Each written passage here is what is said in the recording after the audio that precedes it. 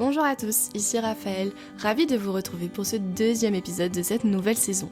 Aujourd'hui, je vais échanger avec Nathalie que vous pouvez retrouver sur Instagram, mais je ne vous dis pas tout de suite comment, parce qu'elle le dira très vite dans cet épisode que je vous laisse écouter, et j'espère que vous êtes impatients d'en savoir davantage. Dans cet épisode, on va aborder notamment les questions de sexualité. Il est possible que des choses que nous puissions dire puissent vous surprendre, puissent inciter le débat chez vous, ou en tout cas puissent vous pousser à faire réfléchir. En tout cas, c'est ce qu'on souhaite. Si vous sentez le besoin, on vous encourage à trouver quelqu'un de confiance avec qui vous pouvez peut-être partager, échanger suite à cet épisode pour pouvoir prolonger la réflexion. J'espère que cet épisode vous enrichira autant qu'il m'a enrichi. J'ai été trop contente de faire cet épisode avec Nathalie qui a répondu à de nombreuses questions que je pouvais avoir notamment sur ce sujet de la sexualité, et je vous avoue que c'est avec grande frustration que j'ai dû couper pas mal de passages. Enfin pas mal, quelques passages, mais parce qu'il y avait tellement d'informations qu'il fallait faire le tri entre celles que je voulais passer dans cet épisode. J'espère qu'un jour, nous aurons l'occasion de vous partager ces passages que j'ai pu couper, qui sont tout aussi intéressants et enrichissants que ceux que j'ai préféré garder. Je vous souhaite à tous un bon épisode. Bonjour à tous, aujourd'hui on se retrouve pour ce nouvel épisode de nos 2 centimes, intitulé Dieu, le sexe et moi. J'ai la joie aujourd'hui de faire cet épisode avec Nathalie, qui est donc une sexologue chrétienne, et qui en plus, pour certains, vous la connaissez peut-être par son compte Instagram, intitulé God, Sex and Love. Je vais, sans trop m'attarder, te laisser te présenter, Nathalie. Qui es-tu ? Bonjour à toutes et à tous. Donc, je m'appelle Nathalie. Je suis sage-femme, sexologue, comme dit Raphaël. Et puis, mon compte Instagram, c'est God Love and Sex. Voilà. J'ai 47 ans, j'ai 3 grands-enfants, je suis mariée, je suis dans une église réformée évangélique dans le sud de la France. Et voilà, je suis ravie de faire cet épisode aujourd'hui. Donc tu as dit que tu étais passée de sage-femme à sexologue, et c'est depuis que tu es sexologue, c'est ça, que tu as ouvert ta chaîne Instagram. Et donc qu'est-ce qui t'a poussé à faire ce métier et ensuite à lancer ta chaîne ? Alors, en fait, je suis toujours sage-femme, hein, j'ai pas arrêté d'être sage-femme, je continue les 2 en parallèle.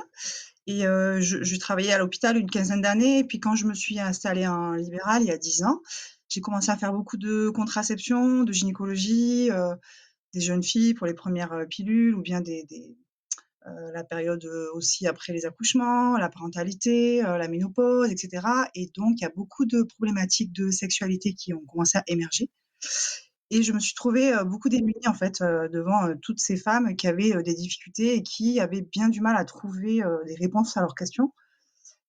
Notamment sur la question de la douleur en fait pendant la sexualité. Il y a énormément de femmes, je rencontrais énormément de femmes, qui me disaient: «J'ai mal pendant les rapports», et puis, je suis allée voir un tel, un tel, un tel, et on n'a pas su quoi me dire et tout. Donc, ça c'était assez difficile pour moi ça. Je me disais: «Peut-être que je devrais me former en sexologie, c'est intéressant», mais en même temps, je crois que j'osais pas en fait. Je m'étais dit: «Oui, on va nous parler que de porno et d'échangisme dans ces formations, je vais pas y aller, en tant que chrétienne, ça se fait pas. Qu'est-ce qu'ils vont dire les gens à l'église si je leur dis que je fais des études en sexologie?» Bon, j'avais peut-être pas vraiment, énoncé ça aussi clairement, mais c'est vrai que j'ai hésité. Et puis, je suis allée faire une formation, à la relation d'aide chrétienne, en fait, avec, Mission Vie et Famille. Alors c'était, vraiment, une magnifique expérience pour moi, et j'ai rencontré là-bas une sexologue, chrétienne qui s'appelle Sandrine Guesflin. Et ça a été vraiment, la révolution, quoi. C'est-à-dire que je me suis dit: «Mais oui, bien sûr qu'on peut être sexologue et chrétienne en même temps, et même, non seulement on peut, mais en même temps, il y a un besoin, énorme». Et c'est voilà, ça a vraiment réconcilié. Dieu m'a montré que j'avais vraiment, quelque chose à faire là-dedans, et que si j'avais cet appel-là, c'était pas pour rien. Non seulement d'abord dans mon métier, mais aussi dans le monde chrétien, en fait. Donc je suis partie, voilà, dans les études, c'est un diplôme universitaire, c'est 3 ans, il y a un mémoire à faire, c'est un boulot monstre. Je crois que si j'avais su avant, je serais pas allée parce que c'était vraiment, pleine période covid, enfin bon, voilà. Mais voilà, j'ai réussi à arriver au bout. Félicitations. Ah merci. J'avoue, j'étais assez fière de moi. À mon âge, reprendre les études, retourner à la fac, les révisions et tout, enfin je révisais en même temps que mes filles, c'était drôle. Mais bon, voilà, c'était vraiment passionnant, et justement, j'ai rencontré, des personnes hyper intéressantes, hyper respectueuses de tout. J'ai pu témoigner, j'ai pu, être qui j'étais vraiment. Et oui, on a parlé de tout un tas de sujets, peut-être que voilà, qui n'étaient pas ceux que j'avais envie le plus de creuser, mais on a aussi parlé beaucoup d'amour, de sentiments, d'émotions, de relations, de respect, de complexes, d'adolescence, d'éducation, enfin de tout un tas de choses, de couple, etc., qui étaient vraiment voilà, très, très, très chouettes. Et puis le fond, en fait, c'est qu'on est censé s'adapter aux personnes qu'on accompagne, en fait. Donc, Mmh. on n'est pas censé dire à des chrétiens, vous avez qu'à aller faire ça ou ça si c'est pas dans leurs valeurs pour les accompagner, parce que c'est un mauvais accompagnement, en fait.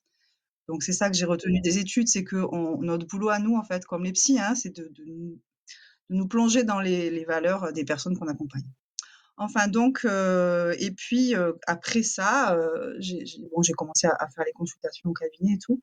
Mais bien sûr, j'ai eu envie aussi de travailler dans mon univers, chrétien, hein, et j'ai commencé, pas mal par, les jeunes, en fait. Je faisais déjà un peu avant, mais là, voilà, j'ai continué de manière peut-être, un peu plus, avec un peu plus de billes et des choses un peu plus réfléchies.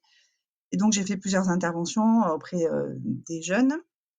Et là, je me suis dit, d'abord, il y a plein de choses à discuter, il y a plein de choses à régler, il y a plein de problèmes dont on n'a pas idée, en fait. En tant que parent, en tant qu'adulte chrétien, on n'imagine pas du tout, ce qui se passe, dans la vie de nos jeunes, en fait. Et je me suis dit: «Mes 2 interventions d'1 heure et demie, c'est génial déjà, mais ça suffit pas, en fait». Et j'avais envie de quelque chose pour garder le lien. En fait, c'est ça vraiment qui a motivé la création du compte Instagram, pour en arriver là. Ça fait longtemps que j'avais envie de faire un truc pour communiquer avec les jeunes un peu, mais bon voilà, j'attendais de trouver peut-être l'inspiration. Et là, avant mon premier groupe, je me suis dit, «Il faut que ce soit prêt là», et puis, ce qui m'a permis de voilà, à la fin de l'intervention, leur dire: «Ben voilà, j'ai créé ce compte-là, si vous voulez garder contact avec moi, vous pouvez, envoyez-moi des messages», et puis, voilà, je continue à mettre, des choses aussi. Et ça, c'est vrai que ça a permis, pour certains en tout cas, de garder le lien, ouais, parce que je soulève des fois des choses, compliquées, hein. Et puis, ben, voilà, derrière, il faut pouvoir aussi avoir, une oreille, si nécessaire, parce qu'il y a des choses qui sortent, comme des violences, comme de la porno, comme tout un tas de choses, en fait, et avec qui on sait pas trop, comment, le traiter. Et moi, j'avais envie de pouvoir proposer, en tout cas, cet espace-là, quoi. Donc voilà, il y a un peu plusieurs objectifs, ça, c'était l'objectif de départ. Et c'est vrai qu'au final, j'ai aussi plein d'adultes qui suivent, le compte, en fait. Enfin plein, humblement, hein, c'est un petit compte, hein, c'est pas ça. Mais j'ai quand même souvent des retours aussi de couples, bien plus installés, bien plus âgés parfois, et qui me disent: «Mais ça nous aide, on discute avec tes posts, dans notre couple, et moi j'apprends plein de trucs», ou bien: «J'aurais aimé avoir ça quand j'étais plus jeune», et cetera. Donc c'est voilà, c'est encourageant. Et l'idée de voilà, générale, c'est de me dire: «Les chrétiens ont besoin, en fait, d'avoir des informations concrètes sur la sexualité, comment ça fonctionne, comment marche le corps, quel est le rôle des émotions, la relation, et cetera». Et on a besoin d'avoir ça, mais dans un cadre quand même à peu près safe, quoi, où on se sent, respecté dans nos valeurs, et cetera. Et puis peut-être donner des enseignements bibliques aussi, faire le lien entre les 2, quoi. Donc voilà, c'est un peu, tout ça que je mets, dans ce compte. Et puis ça bouge au fur et à mesure, parce que forcément on a une idée au départ, et puis après, ben, on se laisse conduire aussi par, les retours, les réactions, les inspirations, et je me dis que ça fait que commencer. Oui, c'est ça en fait. Pour suivre ton compte Instagram, c'est vrai que il est très très clair. Il dit les choses comme elles sont aussi. Enfin, on sent vraiment que l'objectif est pas de mettre, comment dire, de rendre les choses plus belles qu'elles ne le sont, ou alors plus moches pour donner le contraire. Mais voilà, vraiment, il y a cette volonté juste de dire la vérité et vraiment de faire le lien aussi avec tes valeurs en fait à toi. Parce que tu le dis dès le début que tu es chrétienne, donc on le sait. Et en fait, c'est vrai que moi-même, ça m'encourage énormément et ça m'aide pas mal de savoir que là, quelque part, mes infos, enfin les infos que je vais avoir sont vraies entre guillemets. Puis comme tu disais, ça évolue aussi parce que petit à petit, les gens se révèlent aussi dans leurs besoins à eux. T'as beaucoup parlé donc des chrétiens notamment, des jeunes chrétiens, du besoin de leur parler à eux. Ce qui m'amène à la prochaine question. Qu'est-ce qui, selon toi, l'Église devrait changer dans son discours sur la sexualité? Alors déjà, il faudrait qu'il y en ait un de discours, ce qui est pas toujours le cas. Quand je demande aux jeunes: «Vous avez entendu quoi sur la sexualité dans vos églises ou groupes de jeunes ou quoi?» En général, il y en a la moitié qui me disent rien, et l'autre moitié qui me disent, tout ce qu'il faut pas faire. Donc je dis: «OK». Et ça, je trouve ça, assez, terrible, hein. Je l'ai dit plusieurs fois sur le compte, mais le fait de présenter la sexualité uniquement sous l'angle des dangers, des risques, des péchés, je comprends qu'on ait peur, en fait, que les jeunes fassent des bêtises, en fait, en gros, c'est ça. Mais j'ai l'impression que c'est pas la bonne manière pour y arriver. C'est-à-dire que c'est comme si on voulait parler de Dieu à nos enfants et qu'on leur disait attention, il faut pas commettre de péché, tu sais, Dieu est saint, Dieu est juste, et puis les gens qui sont pas chrétiens, ils vont en enfer, et qu'on parlait jamais de l'amour de Dieu, de sa bonté, de sa miséricorde, de sa patience, etc. Et c'est un équilibre évidemment, et je le dis aussi, Dieu nous demande des choses dans la sexualité, c'est vrai, mais Dieu nous en donne aussi. Il y a énormément de promesses. Et donc, voilà, je trouve que c'est dommage ces discours un petit peu toujours négatifs, parce que ça a des conséquences en fait. C'est pas le tout de dire c'est dommage, c'est que ça a des conséquences. C'est-à-dire que il vaudrait mieux qu'il y ait rien en fait, je crois, que des discours que uniquement négatifs. Parce que les jeunes qui entendent ça, il y a deux solutions en fait. Soit ils vont écouter et donc ils vont se soumettre à tout ça avec cette idée que la sexualité c'est un danger, c'est attention, oulala, il faut surtout pas, il faut éteindre en fait. Et ils vont essayer de contenir, éteindre leur sexualité, et du coup ils vont pas laisser les choses se développer selon leur évolution en fait naturelle, qui commence d'ailleurs dès l'enfance, hein, sur l'amour, etc. Et du coup, ça crée des blocages, en fait. Ça crée des blocages, et c'est pas le jour où on se marie que ça y est, comme par enchantement, les blocages vont se lever, en fait. Si pendant 20, 25 ans, on s'est dit attention, attention, attention, dès qu'on pense à la sexualité, ben c'est attention, attention, ils sont engrammés là, ils sont inscrits, en fait. Et pour les faire partir après, c'est compliqué. Vraiment, c'est compliqué. Et on se retrouve avec des jeunes couples, en fait, qui veulent démarrer leur sexualité, et en fait, il y a plein de choses qui fonctionnent pas malheureusement, quoi. Ça va être du vaginisme, ça va être voilà, de l'éjaculation prématurée, ça fait partie de ça. Je dis pas que c'est la seule cause, hein, pas du tout, hein. Mais voilà, en tout cas, ça aide pas. Ou alors simplement de la gêne, de la honte. On a honte de son corps, on n'ose pas, on sait pas trop. Enfin, ça, c'est un peu le premier écueil que je trouve dommage, qui peut avoir d'autres causes aussi, hein. C'est pas, il y a pas que à l'église on a ça. Et l'autre, c'est, ben, on n'écoute pas, on s'en fout. Et si on n'écoute pas, on s'en fout, parce qu'on trouve que c'est n'importe quoi. Et ben après, du coup, il y a plus aucun dialogue. Il y a plus aucun échange possible en fait. C'est-à-dire que les jeunes, ils ont décidé qu'ils voulaient mettre à la poubelle ce qu'ils entendent parce qu'ils sont pas d'accord. Mais du coup, ben, ils gardent rien en fait de ce qu'on pourrait avoir à leur dire en tant qu'adultes pour les aider à se construire en fait dans leur sexualité de manière saine. Et donc voilà, dans les deux cas, je trouve que c'est dommage, quoi. En fait, c'est pas tant qu'on a un discours négatif, c'est plus que, enfin moi, pour ma part, en étant jeune, ce que j'avais entendu, c'est pas de relations sexuelles avant le mariage, et c'est à peu près tout. Le sexe, ce sera pour quand on sera marié, en fait, c'est ce que tu disais. Mais pour là où il me semble que ça devient difficile, c'est ce côté, en fait, où c'est pas prendre en compte l'évolution de notre corps en fait, c'est-à-dire que on commence à être des êtres sexués, bon, on l'est déjà à notre naissance, mais je veux dire les hormones vont commencer à agir dans nos vies quand on commence à avoir 10 ans, si on n'a pas trop de chance, même un petit peu avant. Enfin, pas trop de chance, c'est mal dit, mais si Oui, des oui, fois ça commence beaucoup plus tôt. oui. Et à partir de là, en fait, il se passe des choses dans notre corps qu'on peut pas contrôler. Et c'est de ça en fait où là je parle en mon nom, mais je pense que je suis pas la seule où vraiment j'ai pas trop su comment à qui parler vraiment, ou alors ouais, trouver des réponses vraiment sur pourquoi d'un coup je suis attirée par pour ma part par des hommes, mais pourquoi, qu'est-ce qui se passe, pourquoi je ressens ça, pourquoi je vis ci, enfin. Et c'est vrai que ça je saurais pas trop expliquer. Je sais que les adultes dans mon entourage, pour les avoir entendus parler, ce qui leur avait fait peur, c'était ce côté-là de dire trop en parler, ce serait aussi peut-être lui donner l'occasion de se dire c'est bon, j'ai l'accord des adultes qui m'entourent. Du coup, on n'en parle pas en fait. Mais oui, j'ai l'impression qu'en fait, le fond du problème, c'est qu'il y a un tabou autour de ça. Et donc, la seule chose qu'on sait, c'est pas les choses négatives Enfin, si, on va essayer de justifier pourquoi il faut attendre le mariage. Mais même ça, on le dit pas, en fait, quelque part. C'est-à-dire, pourquoi déjà, après ça, on en parlera dans la question suivante, mais pourquoi attendre, enfin, pourquoi se marier? On est dans une société où le mariage est un petit peu démodé, quelque part.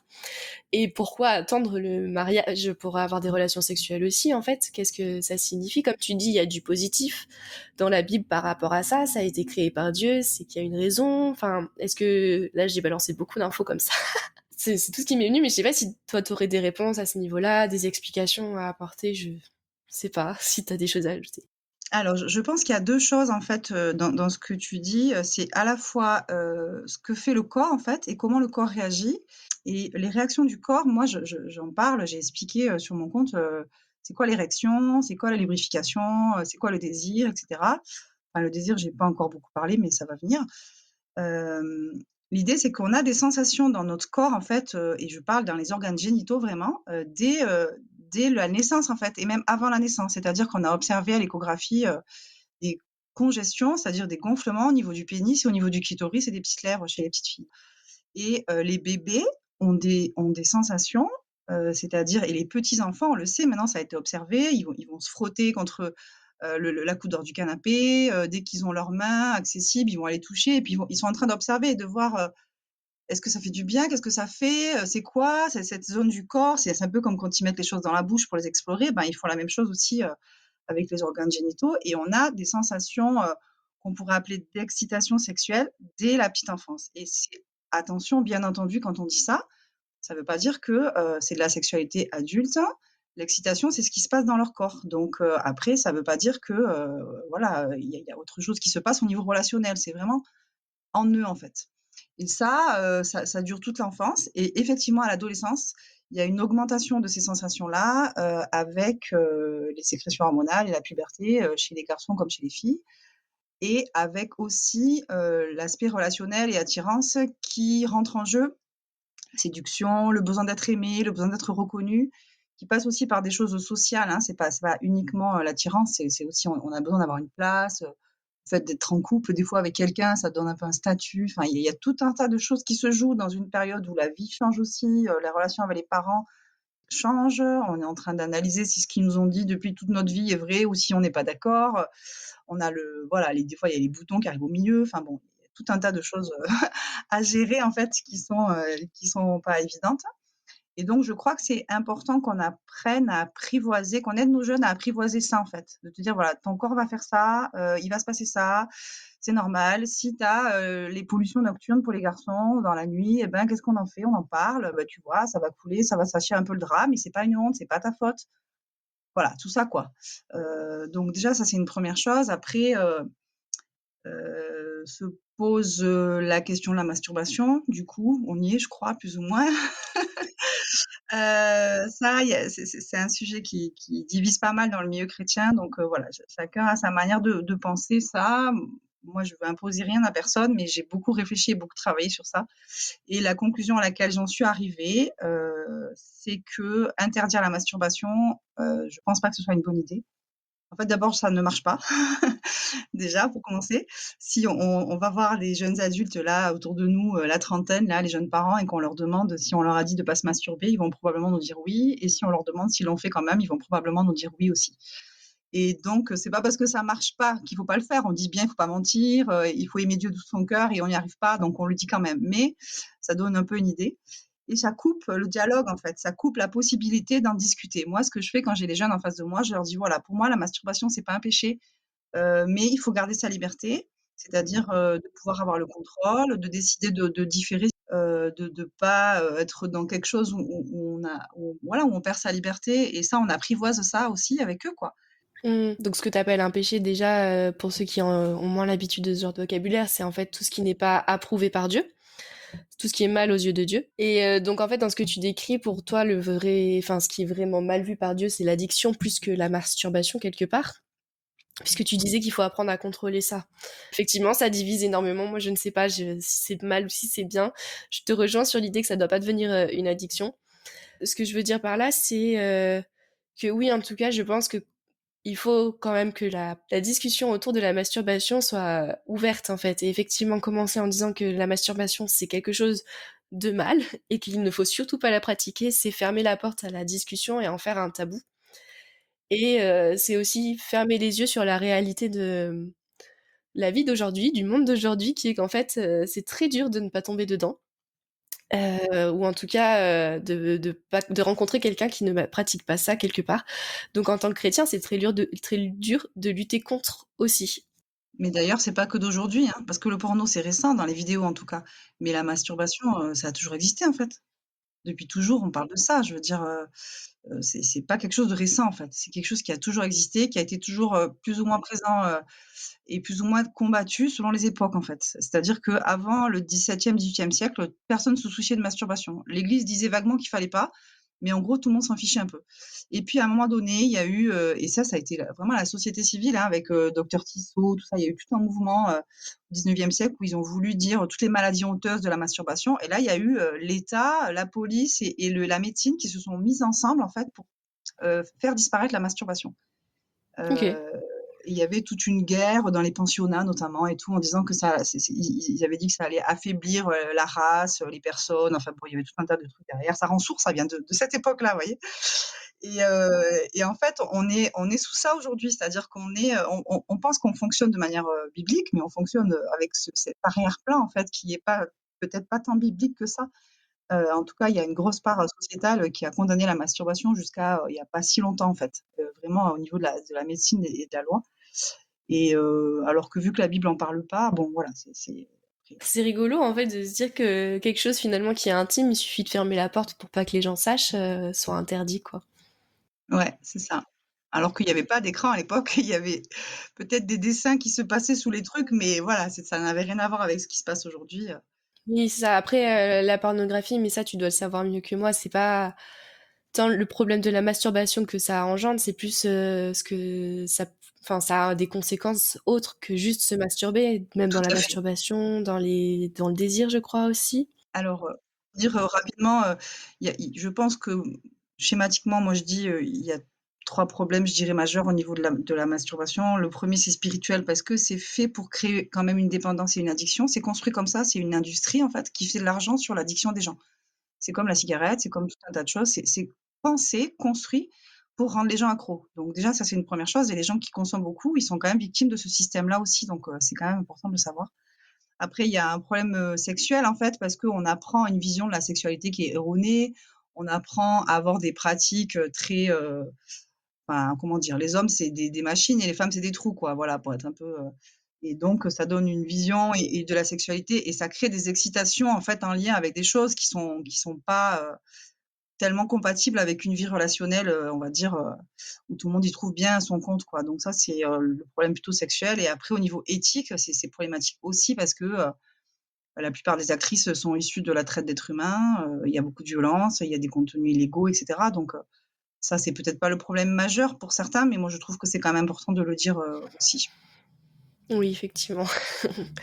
Mais du coup, en t'écoutant, ça me faisait penser au fait que derrière, ça rejoint ce que tu dis sur ton compte Instagram, qui est qu'en fait, dans la relation sexuelle, il y a aussi les émotions et l'attachement qui va jouer énormément. Donc, ce qu'on ne trouvera pas dans la pornographie, comme tu l'as bien, si bien dit. Et ça m'amène aussi quelque part un peu à la question suivante, en fait, je sais pas. Mais qu'est-ce que tu penses que la société devrait changer dans son discours sur la sexualité? Alors, ouais, il y a beaucoup de choses. Je vais passer, tout le côté, éthique où on considère qu'on n'est pas d'accord, en tant que chrétien parce que bon, tout le monde connaît ça, ça sert à rien en fait. Chacun se fera son idée. J'avais pensé à quelque chose d'un peu plus, insidieux, mais qui pour autant touche quand même aussi les chrétiens, et les autres aussi. C'est le fait qu'on perd un peu le sens profond de la sexualité, en fait. C'est-à-dire que, ça sert à quoi la sexualité? Pourquoi est-ce qu'on fait l'amour, en fait? C'est ça la question de à quoi ça sert? C'est quoi? C'est pas juste pour faire les enfants, maintenant on le sait, mais du coup, c'est quoi l'objectif, en fait? Et je trouve que l'image qu'on voit souvent dans la société et pas que dans le porno, y compris dans d'autres films aussi, alors ça c'est en train de bouger un peu, mais enfin c'est quand même, c'est que, c'est une suite de performances en fait. La sexualité, c'est il faut cocher des cases pour qu'un rapport sexuel soit un vrai rapport sexuel et donc on a le script qui est un peu toujours le même: préliminaire, pénétration, éjaculation, fin. Voilà. Et dans ce script-là, la pénétration est vraiment l'acte qui c'est même pas que c'est une partie de la sexualité, c'est que ça définit la sexualité. C'est-à-dire que s'il y a pas de pénétration, en gros, c'est pas un vrai rapport sexuel, quoi.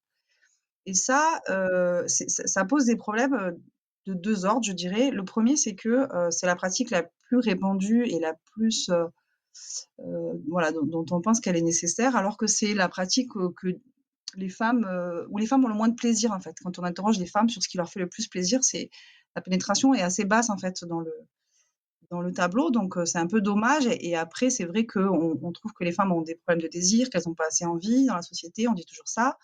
Mais en même temps, c'est intéressant aussi de se demander, comment ça se passe quand elles vivent leur sexualité, en fait. Parce que si elles s'ennuient, bah, forcément, elles auront pas envie d'y aller. Alors c'est pas si simple, il y a d'autres facteurs, tout est toujours, multifactoriel. Mais, moi je pose toujours cette question, en fait. Comment ça se passe vos relations sexuelles avant de savoir si on a envie ou pas envie? C'est sûr que s'il y a juste une pénétration et rien d'autre, il y a des chances que la femme, elle s'ennuie, en fait. Et donc si elle s'ennuie et ben, elle va pas avoir envie d'y retourner. Voilà, donc ça, c'est la première chose. Et la deuxième chose, c'est que, et là, ça va toucher plus les hommes et les femmes, on a cette impression que, s'il y a pas cet acte-là, c'est pas un vrai rapport sexuel, en fait. Et dès que, il y a des problématiques autour de la pénétration et il peut y en avoir beaucoup, on va dire pour citer 2 exemples les plus courants, c'est, que ce soit douloureux pour les femmes, quelle que soit la raison, et puis pour les hommes, ça va être les problèmes d'érection, par exemple. Et donc, quand on a un problème d'érection chez un homme ou une pénétration douloureuse chez une femme et ça, ça peut arriver à tous les âges, y compris chez les jeunes, hein, eh bien, on va se dire: «Ça fonctionne pas bien». Du coup, on a peur d'avoir des rapports, du coup, on s'éloigne, du coup, on fait plus rien et du coup, on a des stratégies d'évitement, on va pas se coucher à la même heure, on fait des trucs comme ça, où on essaie de trouver vite une autre activité et cetera, pour éviter de se retrouver confronté à la sexualité parce qu'on se dit: «Je vais rater, en fait. Soit je vais avoir mal, ou soit je vais rater ou alors, aussi je vais avoir mal, mais je le fais quand même parce que je me dis que, c'est mon rôle, il faut que je le fasse, en fait» et j'ai aussi beaucoup de femmes qui ont des rapports, les rapport après rapport, elles ont mal, elles ont mal, elles ont mal, mais elles continuent quand même et donc soit elles ont mal, soit elles le font pas, soit il y a l'évitement et ce que ça produit au final, c'est que, ben, on s'éloigne, en fait. On s'éloigne, on vit plus du plaisir ensemble, on n'est plus connectés, on partage pas et au final, on perd de vue l'objectif principal et quand on va consulter, on doit gérer non seulement le problème de base, en fait, mais aussi l'éloignement qui s'est, instauré petit à petit et qui s'est rajouté au problème de base, en fait. Et ça rend les choses, 100 fois plus compliquées. Alors que, imaginez, on prend la même situation, un monsieur qui a un problème d'érection ou même un jeune et puis, une femme qui a des douleurs.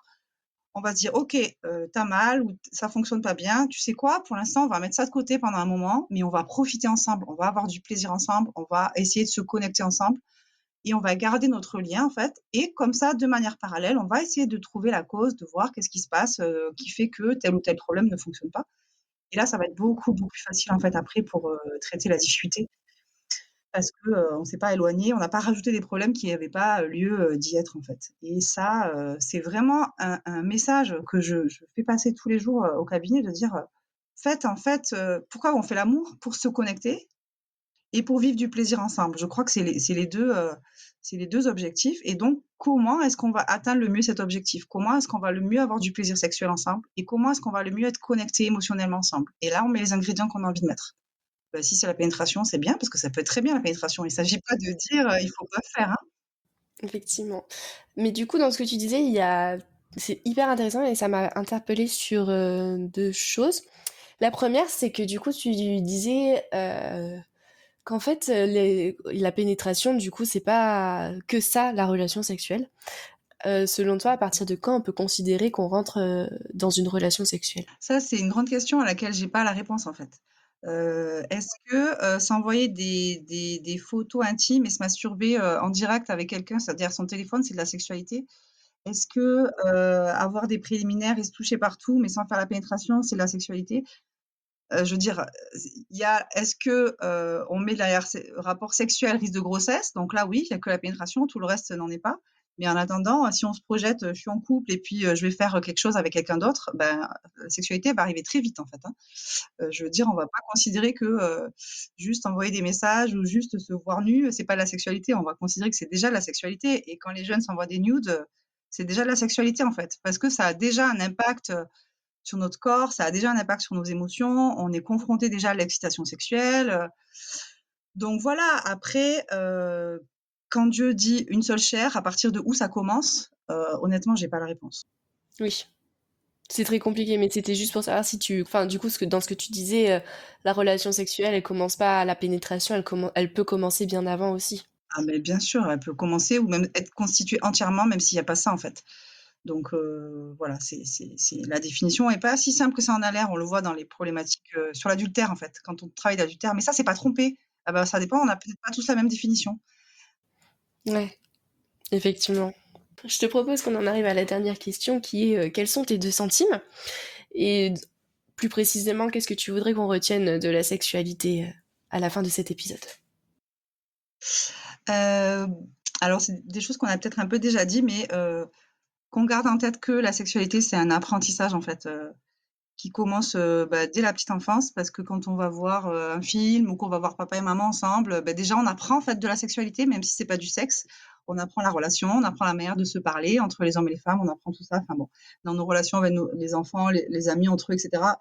Ça c'est pour le côté relationnel. On apprend à découvrir notre corps, on apprend à gérer nos émotions, on apprend aussi des connaissances, comment ça fonctionne, etc.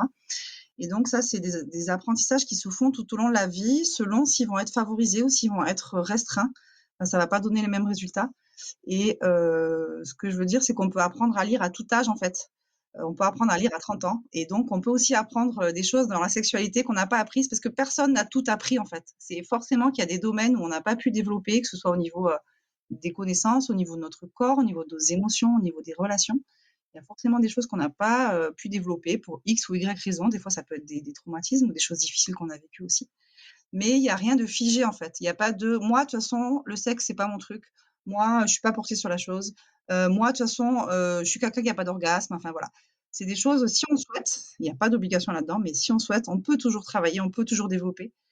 Et c'est plus facile à 25 ou 30 ans qu'à 60, c'est sûr. Donc, n'attendons pas. Si on a des choses qui manquent dans notre vie, dans notre sexualité, même si on n'est pas encore en couple et qu'on veut comprendre et avancer, ben, on peut toujours faire quelque chose. Et ça, c'est la note d'espoir que je voulais laisser. Eh bien, merci beaucoup, Nathalie. Avec plaisir, merci à toi. Avec plaisir aussi, c'était très intéressant. Donc je vous encourage, si vous êtes encore en train de nous écouter, je vous encourage à aller suivre le compte de Nathalie, donc God, Love and Sex. Voilà. Voilà, j'ai fait dans le bon ordre, yes. Voilà, pour avoir peut-être plus de réponses à vos questions, d'informations sur la question, ou même, comme elle vous l'a dit au début, si vous avez envie d'être écouté, je pense qu'elle pourra vous écouter et répondre à vos questions plus personnelles. C'est ça. Merci. Merci, au revoir.